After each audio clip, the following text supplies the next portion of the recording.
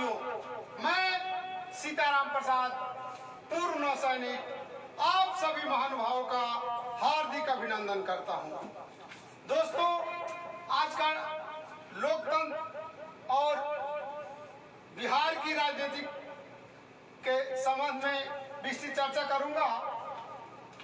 वो सब्जेक्ट मैं एक सप्ताह पहले चुन लेता हूं, इसलिए बीच में बहुत सारी जो घटनाक्रम हुई है उस पर भी थोड़ा सा प्रकाश डालना चाहूंगा। विश्व का सबसे शक्तिशाली राष्ट्र अमेरिका में हाल ही में अभी चुनाव संपन्न हुआ है।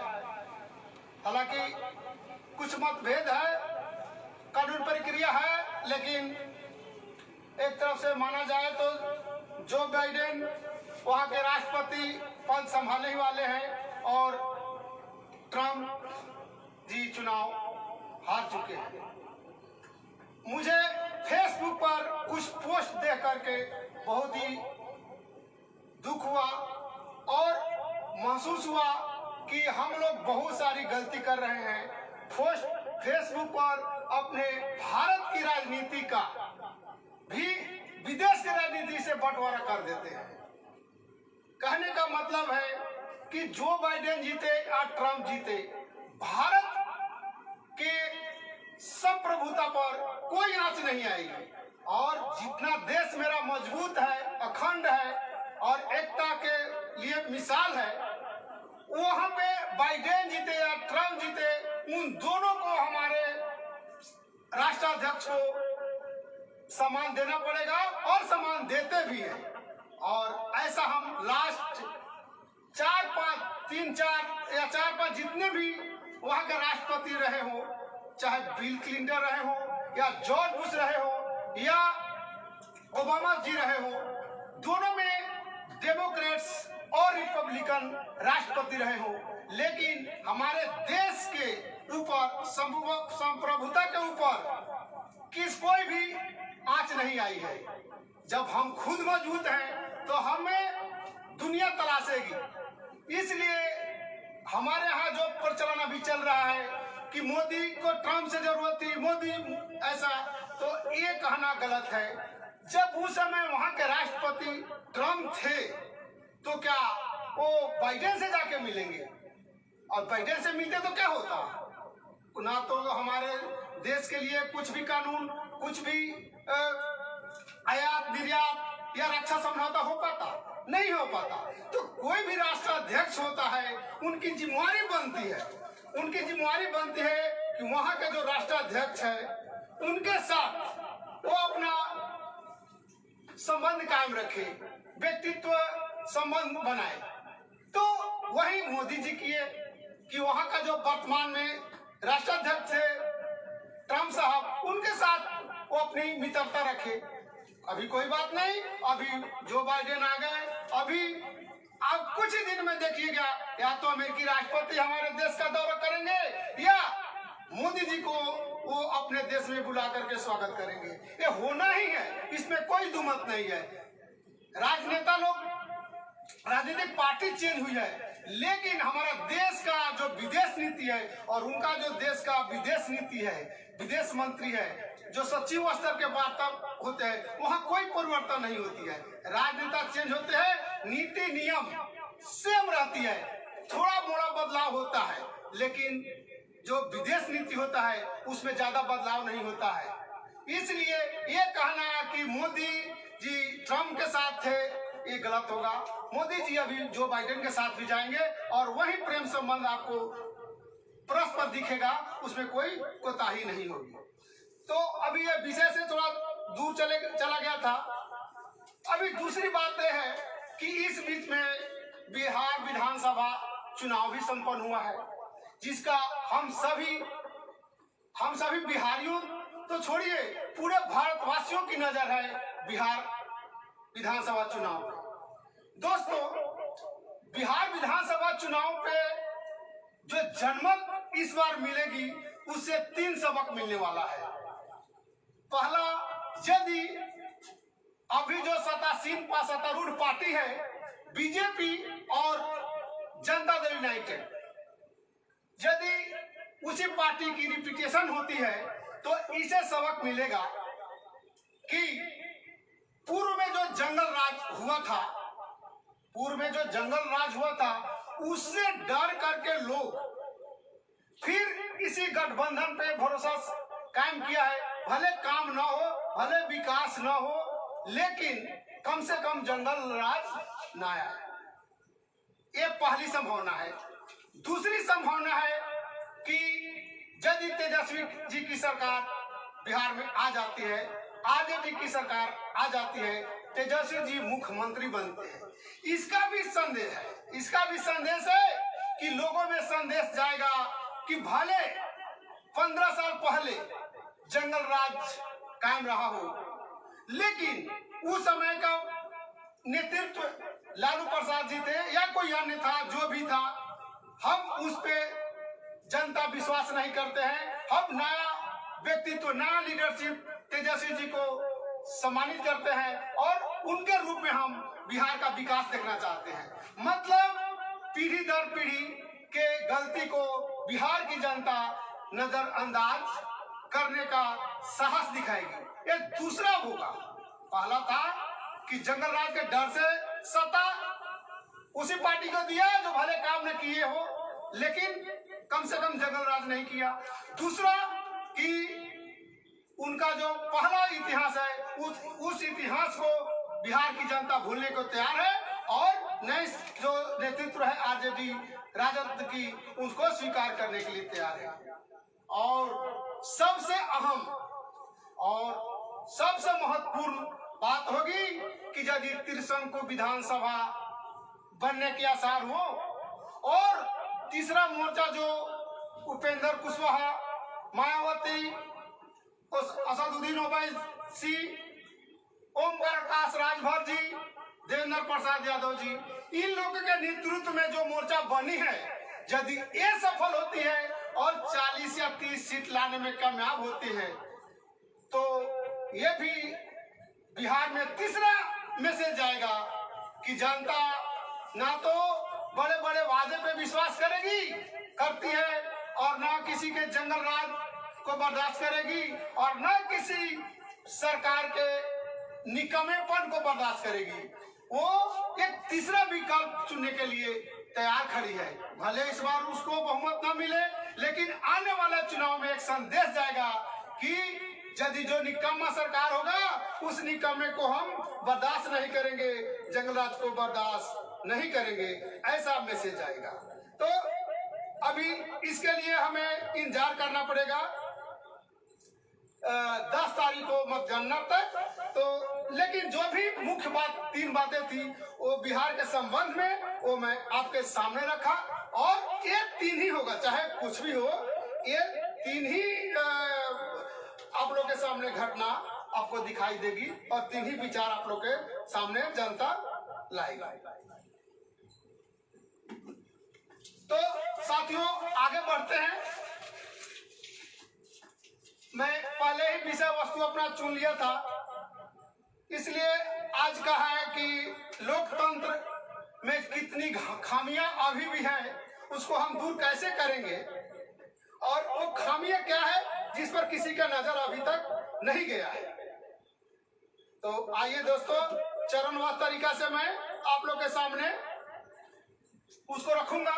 उससे पहले एक बार पुनः आप सभी दर्शकों का, और मेरे सामने अभी अश्विनी कुमार सिंह जी लाइव है और भी 2-4 दोस्त हैं जो लाइव हैं और मुझे सुन रहे हैं, मुझे अपार खुशी है।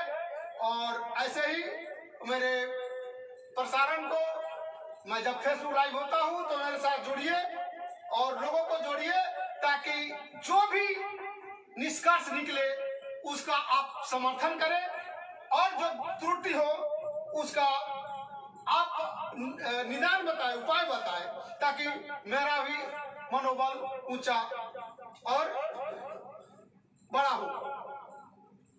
दोस्तों, मैं समाज, राज्य और देश को सही राह दिखाने में सदैव तत्पर रहूंगा और अपनी कलम से उन सभी उलझे हुए मुद्दों को सुलझाने के रास्ता तरीका उपाय अपने दिमाग से देता रहूंगा। मैं अपने मुंह मियां मिठू नहीं बनना चाहता, लेकिन हकीकत यह है कि जब ताज होटल पर आतंकवादी वारदात हुआ था, तब मैं 8 रशियन वैज्ञानिक दल का लाइनिंग ड्यूटी कर रहा था। मेरा ड्यूटी था उन लोगों को ताज होटल से सिंधु विजय समरी में ले जाना, वहां काम होने के बाद में उनको पुनः ताज होटल में छोड़ना और उनका जो भी जरूरत की थी उसको मुहैया कराना। दोस्तों, अभी 3-4 दिन ही हुआ था कि ताज होटल सहित ट्राइडेंट, CST स्टेशन और नरीमन हाउस पर 26/11 वाला आतंकवादी वारदात हुआ। रात के लगभग 10:30 बजे थे और उसी समय भारत पाक का क्रिकेट मैच चल रहा था। तभी गोलियों की तड़तड़ाहट से पूरी मुंबई कांप उठी। गोलियों की आवाज नेभी नगर तक मेरी कानों में भी पहुंची। तभी उन रशियन दल के लोगों का फोन भी आया। उन्होंने मुझे घटना की जानकारी दी। मैं उन्हें हिदायत दिया कि रूम बंद कर लीजिए और सभी इकट्ठे हो जाइए दरवाजे के बगल में, और जो भी किसी को हताहत कर सके, किसी को मार सके, वैसा यदि सामान है तो आप ले करके हाथ में और दरवाजे के पास रहिए। कोई खोलने के लिए बोले आप उसको खोलिए नहीं। और जबरदस्ती वो तोड़ता भी है और दरवाजा तोड़ता है तो तोड़कर घुसने के क्रम में आप ऐसा अंदाजा लगा के उसके सर पे वार कीजिए कि वो वहीं पे धराशायी हो जाए। ऐसा मैं उनको इंस्ट्रक्शन दे करके और उनको दिलासा भी दिया कि आप लोग चिंता मत कीजिए, आप लोग धैर्य रखिए, हमारा NSG कमांडो मोर्चा संभाल लिया है और जल्दी ही आप इस आतंकवादी घटना से मुक्त हो जाएंगे और आप लोग को पूरा सुरक्षा के साथ बाहर निकाला जाएगा। हालांकि उस समय तक तो NSG कमांडो आई नहीं थी, उस समय केवल मुंबई पुलिस ही अपना मोर्चा संभाली हुई थी। लेकिन मेरा फर्ज था कि उनका हिम्मत हौसला बढ़ाए रखना, इसलिए मैं उनको अपने तरीका से उनका हिम्मत हौसला बढ़ाए रखा और बनाए रखा और अपनी जिम्मेदारी निभाई। अतः उस समय जो मुझे उचित लगा मैंने उनको सलाह दी। हालांकि किस्मती की बात है या संजोग, उन रशियन दल के किसी भी सदस्य का कोई नुकसान नहीं हुआ था। रात के बाद संपर्क नहीं हुआ, लेकिन जब 3 दिन बाद वज्रबाहु में उनसे मुलाकात हुई तो मुझे बहुत खुशी हुआ कि वो सभी के सभी 8 सदस्य जो मेरे साथ में थे वो सभी सकुशल थे। दूसरी बात बताना मैं भूल ही गया, जब रात के बाद सुबह हुई तो मीडिया हमारी सेना के द्वारा कार्रवाई का लाइव प्रसारण कर रही थी। हालांकि उस एरिया में जैमर लगा हुआ था, परंतु उन आतंकियों के पास सैटेलाइट मोबाइल था, तो मीडिया का लाइव प्रसारण पाक में बैठे अक्का उन आतंकवादियों तक पहुंचा रहे थे। और जिस तरफ से हेलीकॉप्टर से जवान ताज पर उतरने या मोर्चा लेते, आतंकवादी गोलीबारी वहीं से शुरू कर देता। मैं अपनी पत्नी से बोल ही रहा था कि ये मीडिया कवरेज बंद होना चाहिए, कहीं इसका लाभ आतंकवादी तो नहीं उठा रहा है, क्योंकि जहां से गोली चल रहा है या जहां से हेलीकॉप्टर ताज पर उतरने वाला है उधर ही क्यों गोलीबारी कर रहा है, वो कैसे उसको मालूम पड़ रहा है। तो और वो मेरा शक सही साबित हुआ। आधे घंटे के अंदर में ही खबर आई, न्यूज में आई कि आतंकवादियों के पास सैटेलाइट मोबाइल है, सैटेलाइट कैमरा है, जिससे लाइव प्रसारण को वो अपने आतंकवादी तक पहुंचा रहे हैं, जिसे ऐसा घटना को अंजाम दे रहे हैं। लेकिन उसके बाद लाइव प्रसारण बंद हुआ। बंद होने के बाद में NSG के जवान डटे रहे और मिनिमम कैजुअलिटी के साथ सारे आतंकवादियों को ढेर कर दिए और मुंबई में चारों स्थान पर CST station, Nariman house, Trident hotel और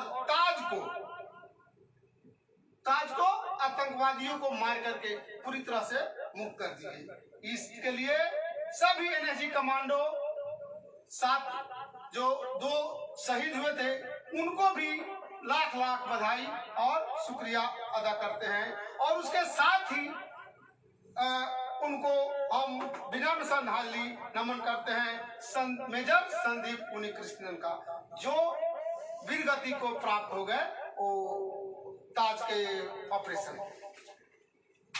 इस पर मेरा विचार है कि जिस प्रकार बड़े महत्वपूर्ण आलीशान भवन में फायर के लिए सिस्टम लगाया जाता है ताकि आग लगने पर अर्ली वार्निंग मिले, automatic fire extinguisher, modular ABC या स्प्रिंकलर सिस्टम लगाया जाता है ताकि यदि आग लगे तो पता चल जाए अर्ली, और फिर भी यदि आग लगे तो उसको ऑटोमेटिक तरीका से कंट्रोल किया जा सके। ठीक उसी तर्ज पर आतंकी बर्दाश्त के लिए पहले से ही ऐसे जो आलीशान भवन होते हैं या महत्वपूर्ण ठिकाना होता है वहां पर सुरक्षा के लिए सीसीटीवी, गुप्त सीसीटीवी इंस्टॉल होना चाहिए। लेकिन अब बोला जाएगा कि किसी का प्राइवेसी उसमें आएगा, बड़े बड़े होटल है तो वहां लोग फैमिली वाले रहते हैं तो प्राइवेसी उसमें लीक होगा। तो एक तरफ हमें अपनी सुरक्षा को महत्व देना है तो दूसरी तरफ प्राइवेसी को भी, तो इसके लिए एक कंट्रोल रूम होना चाहिए, सिटी में एक कंट्रोल रूम होना चाहिए जो इन सारी महत्वपूर्ण ठिकानों का गुप्त कैमरे का रिकॉर्डिंग वहां हो और वो हमेशा के लिए बंद रहे, और उसकी चाबी एरिया के जो पुलिस कमिश्नर हो या कोई भी जो बड़े प्रशासनिक अधिकारी हो उनके पास रहे, और उनके अगल बगल इर्द गिर्द तभी भटका जाए जब कोई ऐसा आतंकवादी घटना या रख रखाव मेंटेनेंस या कुछ हो, तब अर्ली सूचना देने के बाद उन संबंधित बिल्डिंग में उसके बाद ही वहां पे निगरानी किया जा सके, मेंटेनेंस किया जा सके ताकि किसी की प्राइवेसी ना जाए। ताकि इसमें क्या होगा कि जब भी आतंकवादी बर्दाश्त होगा तो वहां से हम पूरा निगरानी कर सकेंगे कि इस रूम में कितने भारतीय हैं या विदेशी हैं, कितने आतंकवादी हैं, हम उसको मॉनिटर कर लेंगे। अब मॉनिटर कर लेंगे तो दूसरा भी होना चाहिए कि हर कैमरे में एक गुप्त तरीका से पाइपलाइन बिछा होना चाहिए जो पता ना चले किसी को, ताकि मौका मिलने पर एक तो हम कैमरा से देख लेंगे कि इसमें कितने लोग हैं, कौन कौन है, क्या गतिविधि चल रहा है। दूसरा, हमें ऐसा गैस इजाद करना चाहिए जिससे जिस कैमरे में वो गैस जाए वो अस्थायी रूप से 1 घंटे या आधे घंटे के लिए उसकी आंख बंद हो जाए, आंख जले, आंख खुले ना, या धुआं हो या अस्थायी रूप से आधे घंटे के लिए बेहोश हो जाए। ऐसा पाइपलाइन लगा के रखना चाहिए ताकि यदि ऐसा कोई गतिविधि होता है तो पहले तो हम सीसीटीवी से देख लेंगे भाई कितना है, क्या हो रहा है।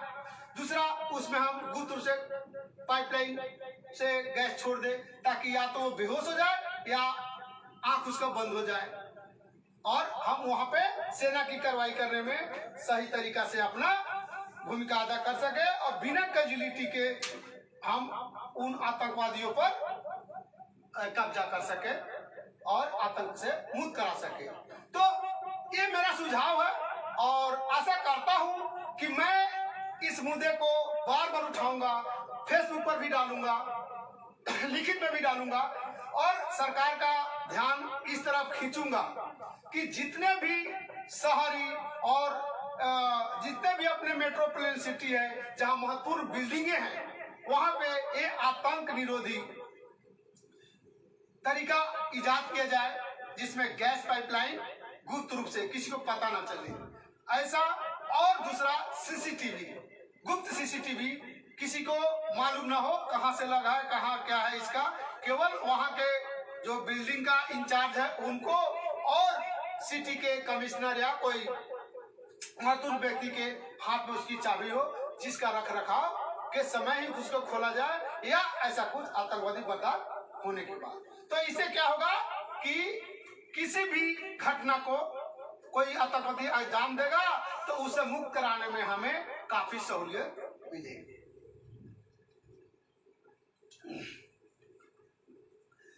तो ये तो रहा कि 26/11 जो घटना घटा, उस समय मेरा रोल क्या था और आतंक निरोधी इमारत में क्या क्या लगाया जाए ताकि हम ऐसी घटना बर्दाश्त होने पर आसान तरीका से हम उनसे आतंकवादियों को धराशायी कर सके।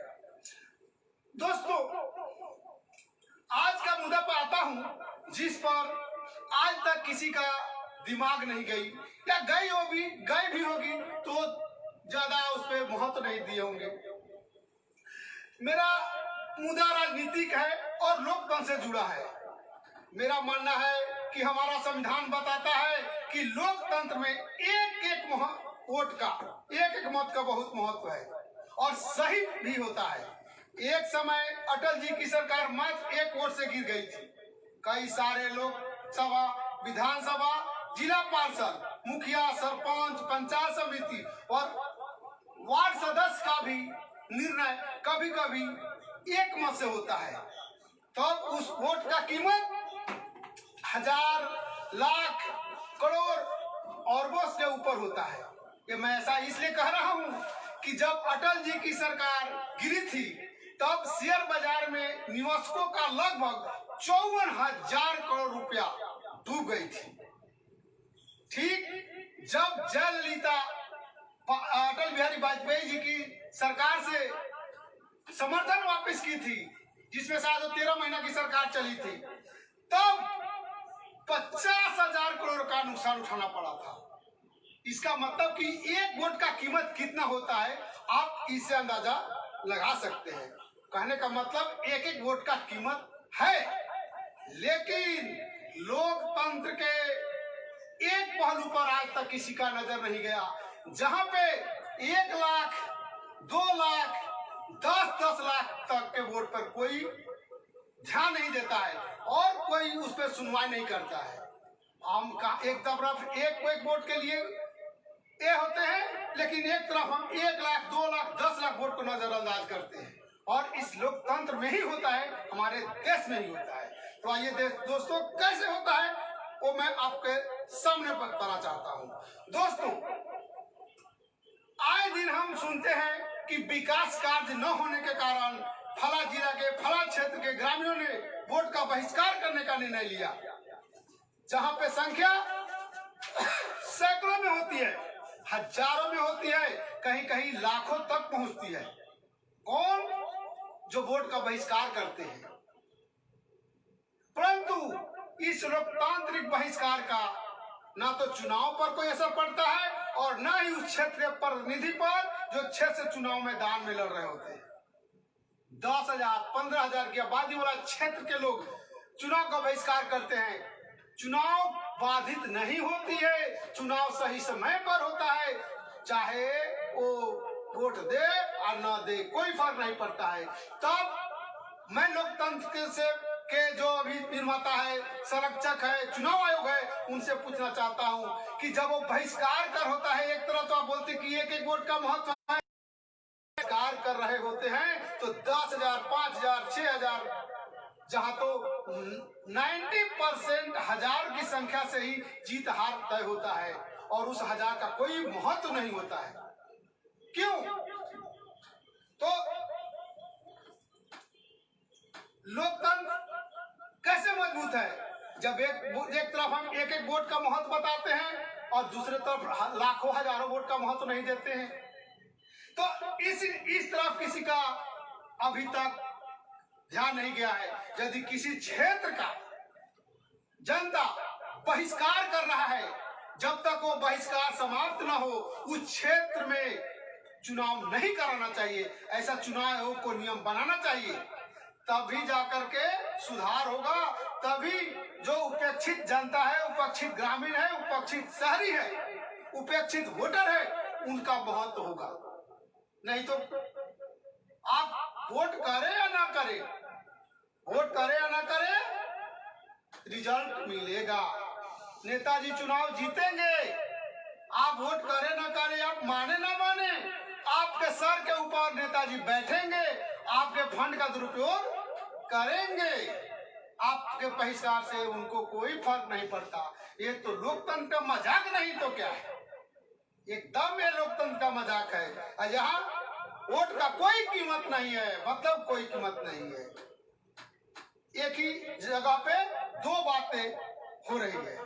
मैं वही बताया कि किसी क्षेत्र में 1 लाख वोटर की संख्या है, वहाँ 99,900 मतदाता जी बहिष्कार कर दे तो अभी जो वहाँ का कानूनी प्रक्रिया पे कोई फर्क नहीं पड़ेगा। 100 आदमी वोट करेगा, उसी में हार जीत तय होगा।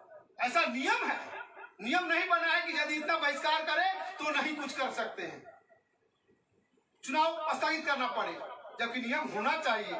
मतलब वो 100 आदमी का वोट पाकर या 60 आदमी का वोट पाकर भी जीतता है तो 99,900 के ऊपर राज करेगा ही करेगा। ये लोकतंत्र का सबसे घटिया मजाक है। तो इस तरफ मैं सरकार का, चुनाव आयोग का ध्यान खींचना चाहता हूं कि ऐसा घटिया और भद्दा मजाक नहीं आए, नहीं हो किसी के साथ। जब मेरा मानना है कि जब नोटा पर नियम आ सकता है तो ऐसे बहुमूल्य मुद्दे पर कानून क्यों नहीं बन सकता है? बनना चाहिए कि यदि किसी भी क्षेत्र में ग्रामीण आक्रोशित है, वोट का बहिष्कार करता है, उस क्षेत्र का चुनाव स्थगित कर दिया जाएगा जब तक कि वहां की जनता की मांगे पूरी नहीं होगी और वो संतुष्ट नहीं होंगे। तब तो जनता के एक एक वोट का महत्व तो मालूम चलेगा। दूसरा, मान लीजिए किसी लोकसभा का मतदाता का संख्या 10 लाख है, 10 लाख मतदाता की संख्या है, वोटर का संख्या 6 लाख है। वहां से कोई भी जो जीतता है वो मात्र 20 से 25% वोट लेकर जीत जाता है।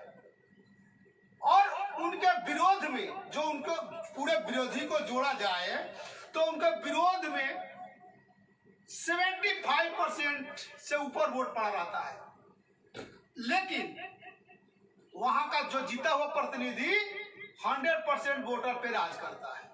कहने का मतलब चुना 25 आदमी और 75 आदमी के सर के ऊपर वो राज करता है। कैसे? किसी क्षेत्र का संख्या 6 लाख है, उसके जीते हुए प्रतिनिधि को 1.5 लाख वोट मिलता है, उसके नीचे वाले को 1,40,000 मिलता है, उसके नीचे को 1,30,000 मिलता है, उसके नीचे को लाख मिलता है, उसके नीचे को 50,000, 10, 20, 50 मिलता है। यदि हम पूरे विरोध में पड़े वोट को काउंट करेंगे तो लगभग 3,80,000 के करीब में होगा और जीते हुए प्रतिनिधि को 1,40,000 होता है। तो जो विरोध में ज्यादा वोट है, पक्ष में कम वोट है, फिर भी वो वहां का बादशाह है, फिर भी वो अपनी मनमानी करता है। जबकि प्रधानमंत्री का चुनाव, मुख्यमंत्री का चुनाव, जिला पार्षद का चुनाव, भले किसी को बहुमत मिले ना मिले, खंडित जनादेश हो, क्या होता है कि हाफ मार्क पार कीजिए तब आपका सरकार बनेगी, चाहे वो केंद्र में हो, प्रदेश में हो, जिला में हो, जहां चेयरमैन का चुनाव होता है, पंचायत समिति में हो। तो जब वहां पे हाफ मार्क है, हाफ पर क्यों? क्योंकि बहुमत हाफ से ज्यादा। तो मेरा लग रहा है और मेरा ध्यान जाता है कि किसी भी क्षेत्र में चाहे वो लोकसभा का चुनाव हो या विधानसभा का चुनाव हो, यदि वहां का जीते हुए प्रतिनिधि का वोट का संख्या, वहां जो भी कास्ट हुआ है वोट, मान लीजिए कि किसी क्षेत्र में 6 लाख मतदाता है, 4 लाख वोट कास्ट हुआ, तो 4 लाख वोट कास्ट हुआ तो कम से कम जो जीते हुए कैंडिडेट को 2,01,000 या 2,01,000, 2 लाख का मार्क उसको पार करना ही चाहिए, तब उस क्षेत्र का उसको प्रतिनिधित्व देना चाहिए। क्यों जब आप मुख्यमंत्री बना रहे हैं वहां तो हाफ मार्क ले रहे हैं कि आपको बहुमत नहीं मिला, आप दूसरे पार्टी के चाहिए, जोड़ तोड़ कीजिए, अपना विचार प्रकट कीजिए, आप भीख मांगिए। लेकिन जो आम जनता है जो आम जनता है उसके वोट का कोई कीमत नहीं, बहिष्कार कोई फर्क नहीं पड़ेगा। हम किसी प्रतिनिधि का चरित्र देख करके वोट किए, कोई फर्क नहीं पड़ेगा। क्यों? क्योंकि वो हार गया।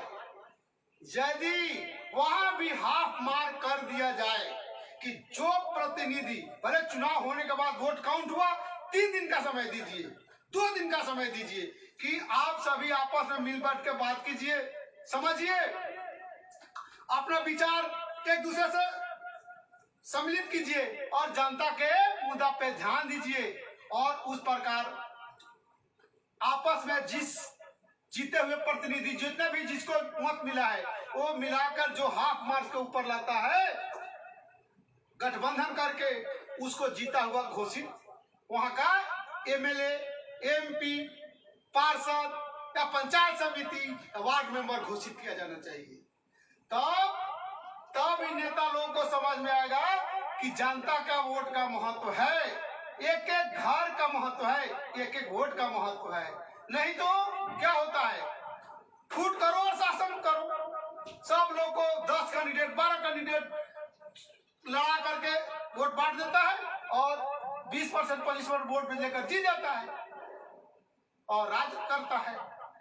मतलब 25% वोट पा करके 75% जनता को कैसे धोखा देती है, ये लोकतंत्र का दूसरा सबसे बड़ा खामी है। तीसरा और सबसे महत्वपूर्ण बात यह है कि जो राजनेता, राजनीतिक पार्टी जब घोषणा पत्र देती है, जब चुनाव आयोग को उस घोषणा पत्र को एफिडेविट या सरकारी स्टाम्प पेपर पर लेना चाहिए और जारी करना चाहिए और सरकार को बनने पर घोषणा पत्र के मुताबिक सरकार चलाना चाहिए और घोषणा पत्र पूरा नहीं करता है तो सरकार स्वयं निरस्त होना चाहिए, जिसका संज्ञान हाई कोर्ट व सुप्रीम कोर्ट स्वयं लेना चाहिए। क्यों?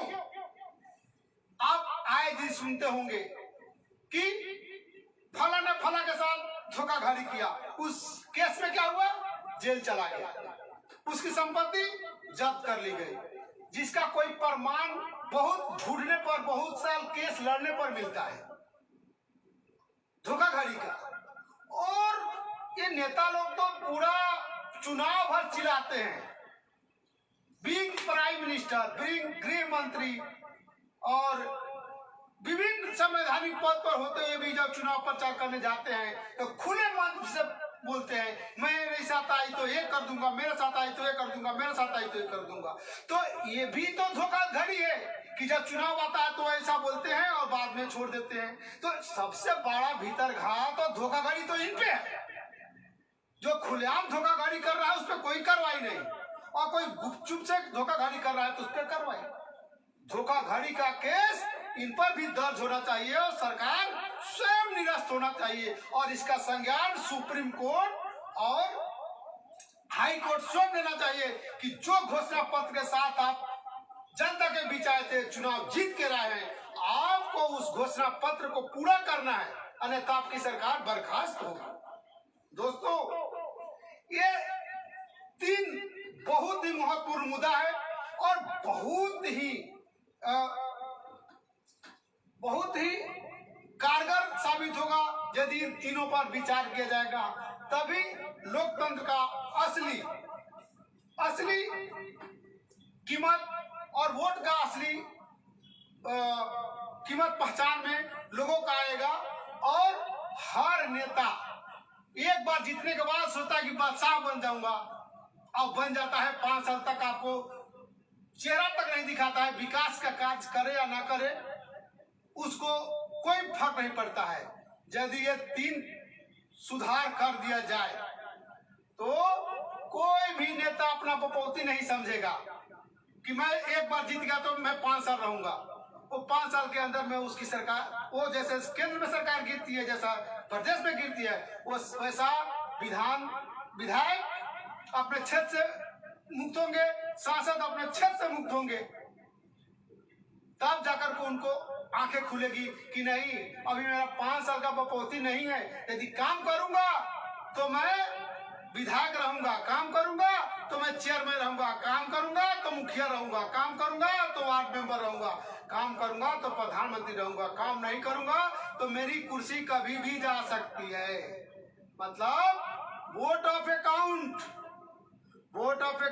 होगा तब हमारी जनता, भारतीय जनता या कोई भी लोकतंत्र का जो जनता है, पब्लिक का महत्व होगा। वोट ऑफ अकाउंट नहीं होगा, उसका दुरुपयोग होगा तो कभी भी लोकतंत्र मजबूत नहीं होगा। लोकतंत्र के साथ हमेशा से ही मजाक बनता रहेगा, जैसा अभी बनता आ रहा है। तो मैं आप सभी साथियों से जोरदार अपील करना चाहता हूं कि ये जो 3 मुद्दा मैं उठाया हूं, आज तक किसी का दिमाग नहीं गया है। इतना मैं चैलेंज कर रहा हूं, और यदि गया भी है तो आज तक कोई मुद्दा उठाया नहीं है। और ये मुद्दा यदि आपको लगता है कि इसमें खामी है तो मुझे कमेंट करके बताए, मुझे व्हाट्सएप पे मैसेज करके बताए कि मैं कहाँ गलत हूँ और इसका दूरगामी क्या परिणाम हो सकता है। आप लोग बोलेंगे कि कुछ दूरगामी परिणाम हो सकता है कि एक क्षेत्र में हमेशा विधायक और सांसद चेंज होते रहेंगे, एक दूसरे से ब्लैकमेल होते रहेंगे। लेकिन हम 5 साल ब्लैकमेल होते हैं तो नहीं, और नेता यदि साल में 1-2 बार ब्लैकमेल होते हैं तो क्या प्रॉब्लम है। हम तो 5 साल ब्लैकमेल होते हैं, एक बार वोट दे देते हैं, 5 साल तक वो हमें कुछ न करे तो भी उसका हम कुछ बिगाड़ नहीं सकते। तो कोई भी नियम बनता है तो उसका कुछ खामी होता है और कुछ गुण होता है, कुछ अवगुण होता है। लेकिन हमको क्या देखना है कि जो जनतांत्रिक मूल्य है, लोकतांत्रिक मूल्य है, उसका मूल्य जो है वो जनता है। उस जनता के भलाई में यदि कोई कानून बनती है तो उसको स्वीकार करना चाहिए। तो दोस्तों, आज का फेसबुक लाइव में यहीं पे समाप्त करता हूं और आशा करता हूं कि ये जो मुद्दा मैं उठाया हूं उसको आपको अच्छा लगा होगा। और भारत के भविष्य नहीं, दुनिया के जितने भी लोकतांत्रिक देश है वहां पे यदि इस तरह का नियम में संशोधन करके लागू किया जाए तो एक वोट का महत्व और एक आदमी का महत्व होगा।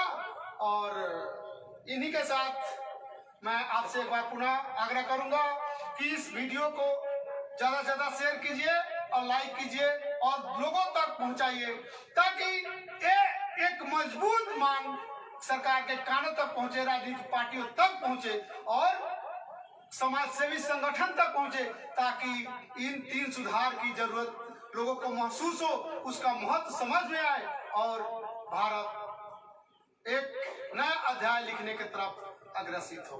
धन्यवाद। जय हिंद, जय भारत।